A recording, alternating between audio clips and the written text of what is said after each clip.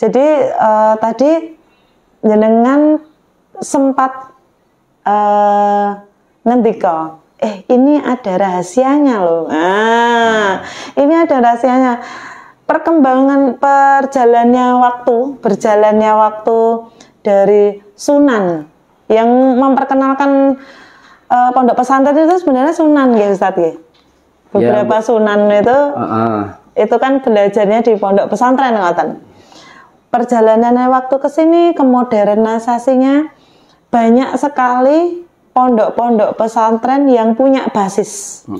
Ada yang basisnya PPTQ, Pondok Pesantren Tahfidzul Quran, ada yang basisnya entrepreneur, ada yang basisnya kepemimpinan, ada yang basisnya dan lain sebagainya. Kalau menurut panjenengan, menyarankan untuk saya sebagai orang tua murid, saya harus memondokkan anak itu berbasis apa? Iya. Sekali lagi bahwa sekarang lagi viral pondok pesantren itu yang sesuai zamannya gitu ya. Alhamdulillah bisa di Indonesia doang ini kayaknya nih. Negara-negara lain nggak ada. Luar biasa. Jadi ada mulai dari pondok pesantren yang sederhana sekali, tradisional terus sampai yang kemudian modern, seperti itu. Ya memang pada akhirnya banyak orang berpikir untuk kemudian diperlukan ini sekarang ini entrepreneur sekarang ini yang diperlukan ini. Ada juga pondok pesantren itu berbasis dia itu nanti keterampilan ada yang pondok pesantren berbasis keterampilan IT. Digital IT sudah ada itu ya, banyak gitu ya. Tetapi kalau kami menyarankan, kalau saya pribadi itu orang tua itu ya sebaiknya satu itu di pondok pesantren tahfidzul Quran, menghafal Quran. Jadi kalau orang itu menghafal Quran itu berat. Sebenarnya nggak begitu gitu ya, nggak begitu. Tidak semua orang bisa gitu. Jadi setiap orang tua punya anggapan gitu dulu. Anak-anaknya juga begitu.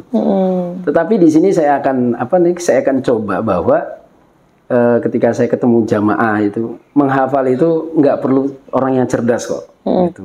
Dia perlu anak-anak santri-santri, anak-anak orang tua udah siap mendukung, anaknya udah oke, kemampuannya seberapa, yang penting kita beri anak itu mau gitu ya, semangat gitu. Itu sudah cukup. Nah, nanti di mana? Karena menghafal Quran, sekali lagi ini tentang Quran ya, nanti ada fadilah Qurannya gitu ya. Mulai dari man qara harfan min kitabillah, terus falahu hasanah wal hasanatu bi asyri amsalihha. Kemudian iqra'ul Quran fa innahu ya'ti yaumal qiyamah syafi'an li ashabihi. Kemudian ada Quran juga, anak-anak yang anaknya menghafal Quran terus mengamalkannya, itu orang tua nanti dikasih mahkota yang luar biasa gitu ya. Terlihat sangat gemerlap. Tapi ada yang fadilah sedikit ya. Tapi ada yang lain lagi yang justru sebenarnya dia bisa menopang karir-karirnya dia. Jadi kalau udah penghafal Quran itu nggak mesti dia kerjaannya di masjid, enggak gitu. Ada adik kelas kami yang di tahfidz Quran selesai 30 juz, ada yang jadi dosen gitu. Dan dia dari dari teknik malahan ya. Karena penjaringan itu tadi ya. Dia punya skill tahfidz, kemudian dia punya passion untuk saya mau di teknik, kuliah di teknik gitu.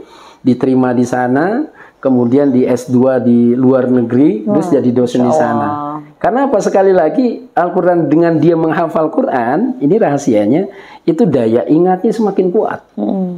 Jadi kalau menghafal Quran, jenengan itu nggak usah ragu, anak saya, anaknya, silahkan dikasih buku apa, setebal apapun nanti dihabisin sama dia. Maksudnya dibaca yang penting memang sesuai dengan passionnya dia. Setelah menghafal Quran ini, kamu mau kemana? Gitu ya. Saya mau kedokteran. Ya? Iya, saya mau jadi ilmuwan.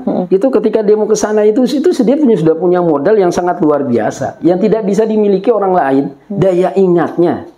Daya ingatnya kan kalau menghafal Quran itu udah menghafal selesai 30 juz gitu ya.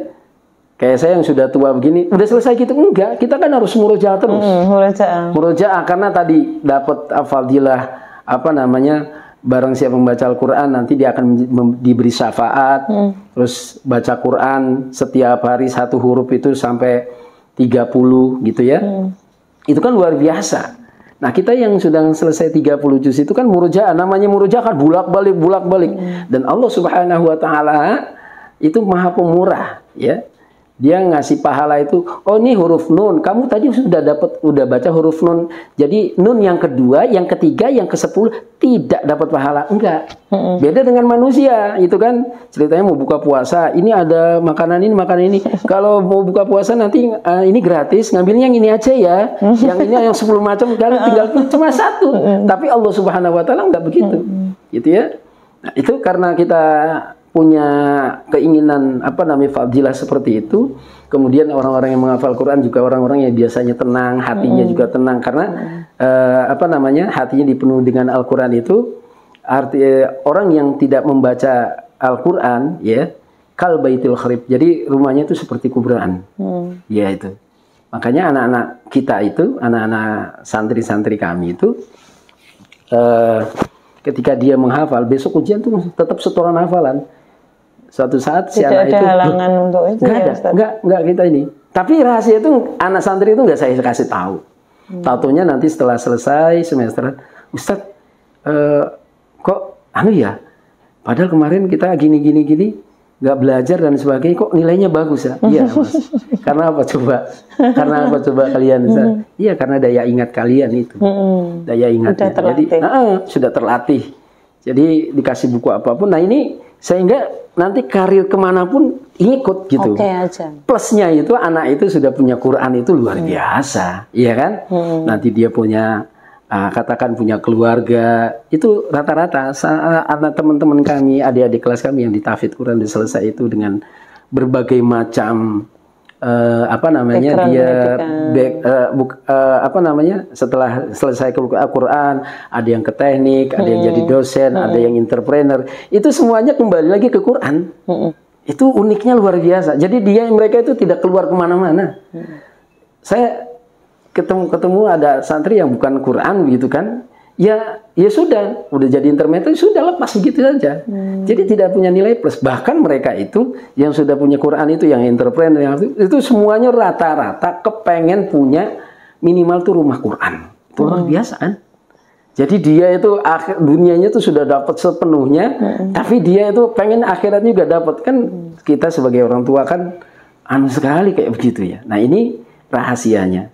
Ya sekarang makanya dulu itu ada sebuah universitas membuka peluang bagi mereka yang hafal Quran itu bisa masuk ke dokteran. Tinggal tes aja itu. Tes. Suatu saat saya ketemu orang tuanya. Saya tanya murid saya, murid saya. Bu, si fulanah karena perempuan. Si fulanah di mana? Oh, sekarang di universitas ini Ustadz negeri, kemudian di kedokteran. Oh, kedokteran. Alhamdulillah. Terus anunya bagaimana? Dari ini Ustaz, dari dari prestasi hafalan Quran 30 juz. Oh, begitu. Terus saya iseng tanya, yang dites tuh apa masuk ke sana kedokteran itu? Hafalan Quran ya Ustaz? Matematikanya, bahasa Inggrisnya, IPA-nya enggak dites. Enggak dites yang benar, Bu, saya bilang. Saya enggak percaya. Iya, kedokteran kok. Kan berkaitan dengan ya tahu sendirilah kedokteran gitu ya.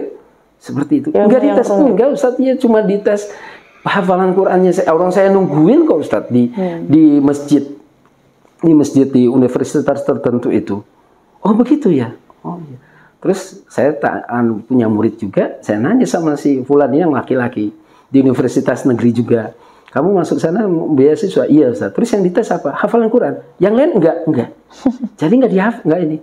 Jadi rektor waktu itu mereka tuh paham orang-orang yang penghafal Quran ini ketika semua mau dimasukin kemana itu mereka sudah bisa. Dan keuntungannya di sana itu ya anak-anak itu anteng gitu ya, alim, terus bisa membawa kebaikan, nggak kerusuhan di universitas lah katakan seperti itu ya. Nah itu rahasianya begitu. Jadi kalau menurut saya ya sekarang sudah banyak pondok-pondok pesantren yang memang ada di entrepreneur, ada yang di IT, ya memang ada keinginan dari animo masyarakat ini sekarang apa? terbuka lebar memang itu ke sana. Tapi kalau saya sebaiknya di Quran dulu, karena itulah yang dulu tujuan kemudian, hidupnya terus di zaman Rasulullah kan juga demikian. Yang jadi pemimpin perang, yang jadi pemimpin itu yang banyak hafalan Qur'annya, seperti itu. Karena memang ya dari hafalan Qur'an itu dia bisa menguasai semuanya sebenarnya. Nah, seperti itu.